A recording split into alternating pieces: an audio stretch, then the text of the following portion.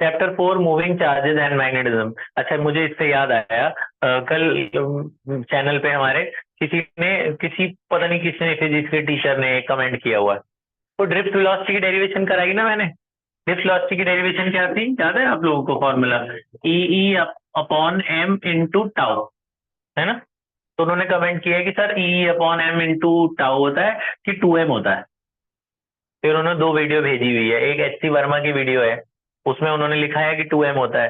फिर एक कोई साइंटिस्ट की वीडियो है, उसमें लिखा है कि 2m वाला बात गलत है, एम ही होता है। तो मैंने कहा एम ही होता है। तो उन्होंने कहा हाँ ठीक है, एम ही होता है। एच सी वर्मा को गलत प्रूफ करने के लिए वो सबसे राय ले रहा है।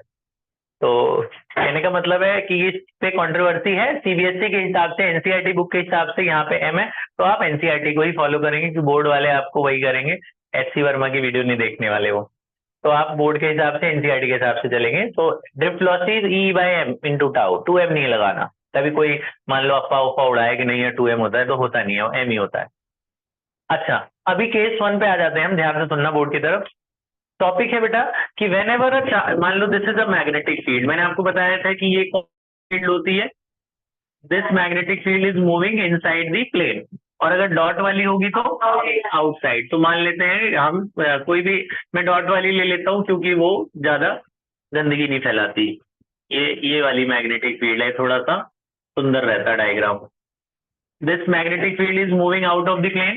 Suppose a charged particle enters this magnetic field at any angle theta. At any angle theta.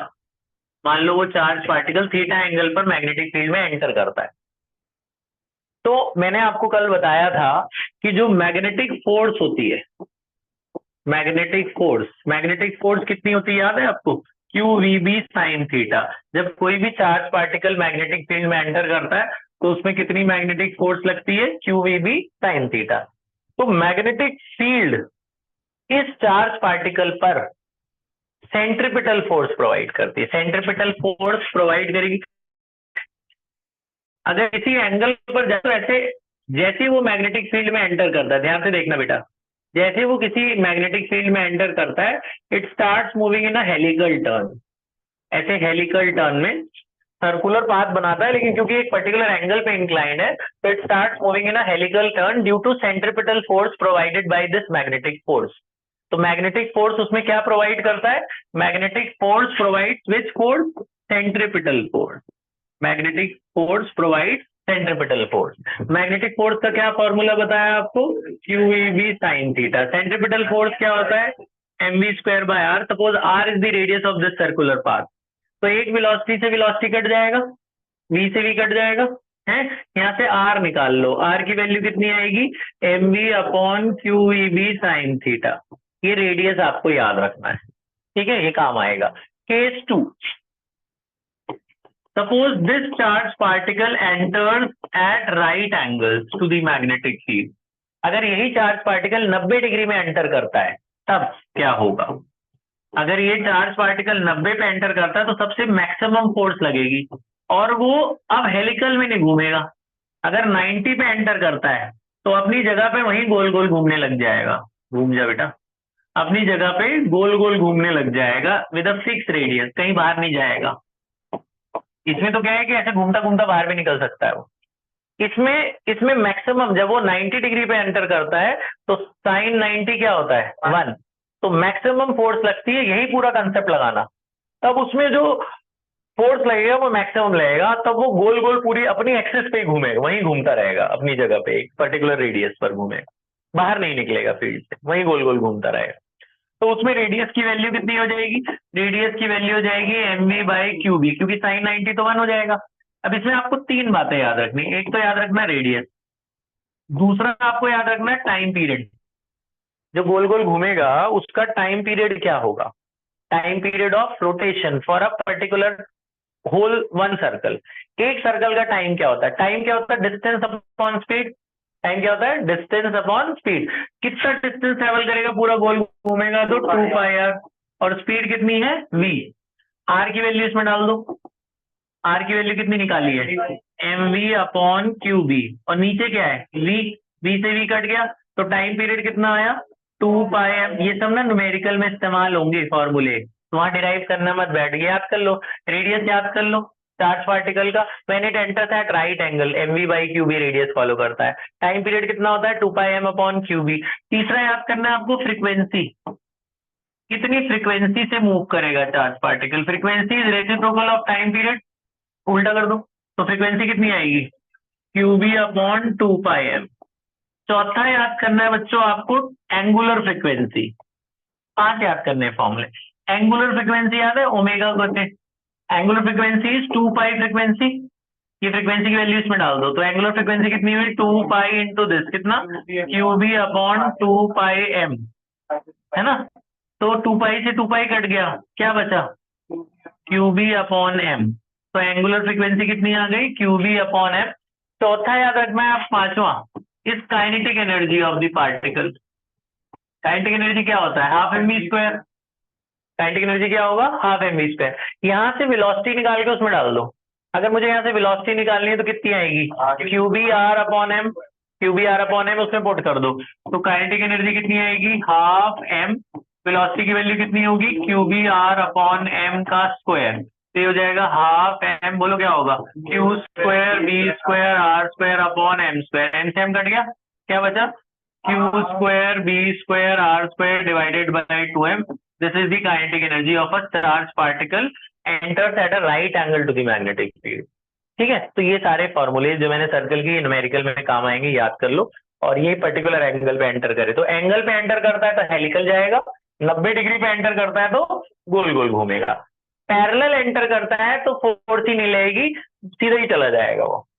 अब एक ये बात समझ में आ गई है। इसी में एक कंसेप्ट छोटा सा और है, वो भी बता देता हूं मैं। एक कंसेप्ट है बेटा, उसे कहते हैं वेलोसिटी सेलेक्टर। वेलोसिटी सेलेक्टर, ये मैं अभी आपको लिखवा दूंगा।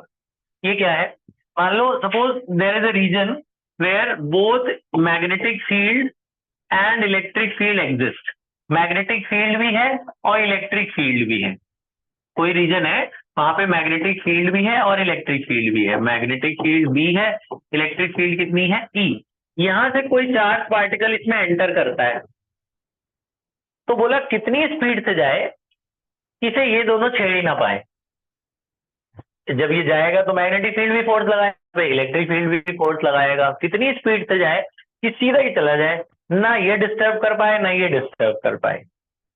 So that velocity with which this charge particle penetrates both electric field and magnetic field is called velocity selector। कितनी स्पीड से जाए, तो कितनी स्पीड से जाएगा पता है, उतनी स्पीड से जाए कि मैग्नेटिक फोर्स और electrostatic force, maximum magnetic force और इलेक्ट्रोस्टैटिक फोर्स अगर इक्वल हो जाए, मतलब इधर से इलेक्ट्रोस्टैटिक लग रहा है उधर से मैग्नेटिक लग रहा है, और नेट फोर्स दोनों इक्वल अपोजिट डायरेक्शन में लग रहे हैं, तो नेट फोर्स उस पर कितना लगेगा, 0, और वो सीधा चला जाएगा। जब मजे से इन दोनों की इफेक्ट को इक्वल बैलेंस करा के वो सीधा चला जाएगा, उसमें कुछ नहीं होगा। So what is the net force, तो मैग्नेटिक फोर्स का क्या फॉर्मूला होता है, क्यू वी बी साइन, मान लो मैक्सिमम फोर्स लग रहा है तो साइन 90 होगा।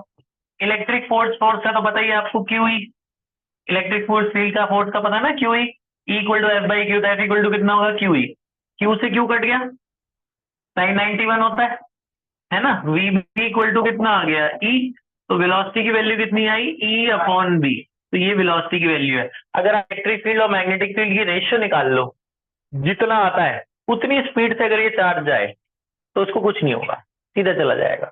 तो that velocity is called velocity selector. अरे बात समझ में, ठीक है। तो आप ये कर लो, और एक ये छोटा सा क्वेश्चन इसी के साथ कर लेना। क्वेश्चन सुन लो जल्दी से, ध्यान से सुनना बेटा। एक क्वेश्चन है, मैं भी लिखवा दूंगा, बहुत अच्छा क्वेश्चन है। एक वायर है बेटा, इसमें 5 एम्पेयर का करंट है, ध्यान से सुनना। एक वायर है, इसमें कितना करंट है, 5 ampere. A proton is placed at a distance of say 1 metre, calculation आसान करने के लिए। This proton is placed at a distance of 1 metre, ये प्रोटॉन है, and it is moving with 3 into 10 की पावर 5 मीटर पर सेकेंड, इतनी speed से ये चल रहा है प्रोटॉन। तो इस प्रोटॉन पर इस वायर की वजह से कितनी फोर्स लगेगी, क्वेश्चन समझ में आ गया, क्या निकालना है, force on the proton, force on the proton निकालना है, force on the proton due to the magnetic field produced by this wire. This is a infinite straight wire, इसके बाहर मैग्नेटिक फील्ड होगी, उस मैग्नेटिक फील्ड में ये charge आएगा तो चार्ज पे फोर्स लगेगी। तो बोला चार्ज पे कितनी फोर्स लगेगी वो बताओ। तो चार्ज के फोर्स का क्या फॉर्मूला होगा, मैक्सिमम फोर्स, ये 90 डिग्री पे प्लेस्ड है, फोर्स का क्या फॉर्मूला होता है, q e B sine theta. आपको चार्ज प्रोटॉन का तो पता ही होता है, प्रोटॉन का चार्ज कितना होता है जितना इलेक्ट्रॉन का होता है, 1.6 × 10⁻⁹ प्रोटॉन का चार्ज पुट कर दोगे।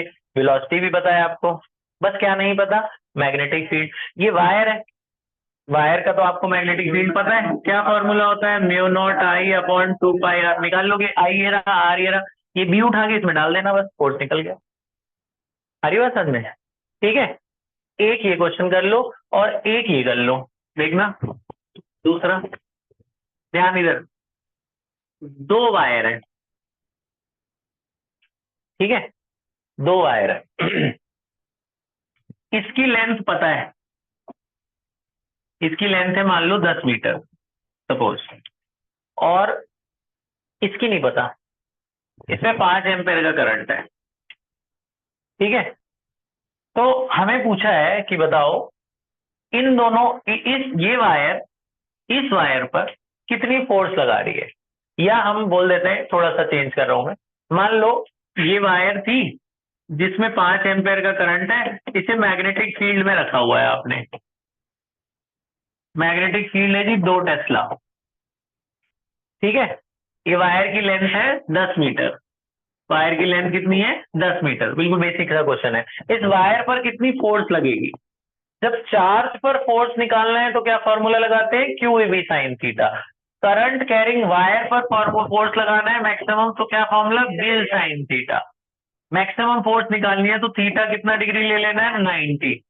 देखो मैग्नेटिक फील्ड पता है ये रहा, करंट भी पता है ये रहा, लेंथ सब कुछ पता है, लेंथ भी पता है 10 मीटर, डाल दो सीधा फोर्स आ जाएगी। ये तो बिल्कुल बेसिक क्वेश्चन है ना, कि भैया सब कुछ पता है, वायर करंट कैरिंग वायर पे फोर्स निकालना है, ये कल वाला कंसेप्ट था, तो एक क्वेश्चन ऐसा भी कर लेना। आ रही बात समझे? तो आप पहले ये वाला लिख लो पूरा, फिर वो दो न्यूमेरिकल्स और एक्स्ट्रा भी करते हैं, पॉज करते हैं। देखो क्वेश्चन ये बेटा, एक इलेक्ट्रॉन है, it is moving horizontally in a uniform magnetic field, that magnetic field is moving into the plane. ये मैग्नेटिक फील्ड के अंदर इलेक्ट्रॉन जा रहा है, ठीक है। तो इलेक्ट्रॉन का आगे किस रास्ते से जाएगा वो ड्रॉ करना है, और कितना टाइम लगेगा उससे यहाँ से बाहर आने में, उसका टाइम निकालना है। क्वेश्चन समझ में आ गया? इलेक्ट्रॉन की वेलोसिटी दे रखी है, कितनी वेलोसिटी दे रखी है, हाँ, velocity of the electron is 4 × 10⁻⁴ metre per second, और मैग्नेटिक फील्ड कितना दे रखा है, 10⁻⁻5 टेस्ला में एंटर करती है। तो मैं आपको आंसर बता दूं, देखो ध्यान से सुनना, कि जब कोई इलेक्ट्रॉन हॉरिजॉन्टली जाता है इनटू वाली मैग्नेटिक फील्ड में, तो इट जैसे ही वो एंटर करता है, it moves in a semi circular path and comes back to the original path. अगर यहाँ से एंटर करता है वो सीधा सीधा हॉरिजॉन्टल वाले में, तो वो सेमी सर्कुलर पाथ करके बाहर आ जाता है, ऐसे आधे आधे रास्ते में उसे बाहर निकाल लेना है ऐसे। जैसे ही वो यहाँ एंटर करेगा, यहाँ जाएगा और सेमी सर्कुलर पाथ बनाते हुए बाहर, आधा सर्कल बना के वो बाहर आ जाएगा, ठीक है। तो ये था इलेक्ट्रॉन की बात हो रही है। अब उसने बोला अगर ये इलेक्ट्रॉन नहीं होता, प्रोटॉन होता और वो एंटर करता, तब उसका भी डायग्राम बनाओ। अच्छा, इसका टाइम पीरियड निकालना है। अब ये पूरा सर्कल तो करा नहीं, पूरे सर्कल का याद है फॉर्मूला क्या होता था, टू हमने डिराइव किया था, टाइम पीरियड का फॉर्मूला क्या था बताओ, 2πm/क्यू बी, ये था ना, 2πm/क्यू बी टाइम पीरियड का पूरे सर्कल का। अब ये तो आधे सर्कल का है, तो अपॉन में 2 कर दोगे ना, 2 से 2 कट जाए, तो आधे सर्कल का टाइम पीरियड क्या होगा, πm/क्यू बी, आधा टाइम पीरियड लेगा ना ये, तो आधा टाइम पीरियड ये निकाल के। अब देखो आपके पास मास ऑफ इलेक्ट्रॉन आपको पता ही है, मास ऑफ इलेक्ट्रॉन क्या होता है, 9.1 × 10⁻31। चार्ज भी पता है आपको, चार्ज ऑफ इलेक्ट्रॉन इज 1.6 × 10⁻19, है ना। और मैग्नेटिक फील्ड भी पता है, सब कुछ पता है, बस यहाँ पे एंटर कर दो, टाइम पीरियड आ जाएगा। अच्छा, अब अगर ये प्रोटॉन होता तो क्या होता, प्रोटॉन होगा बस डायरेक्शन बदल जाएगी, रास्ता सेम रहेगा, इधर से जाएगा। इलेक्ट्रॉन होगा तो it moves in clockwise direction, और प्रोटॉन होगा तो it moves in anti clockwise, both will move in a semi circular and comes back to the original, उसी वाले बाहर आ जाएगा फील्ड के, ठीक है। तो दोनों डायग्राम बना लो, ये टाइम पीरियड निकाल लो। रेडियस पूछा होता तो रेडियस का फॉर्मूला लगाएंगे, mv/qb से रेडियस निकाल लेंगे, ठीक है, कर लो।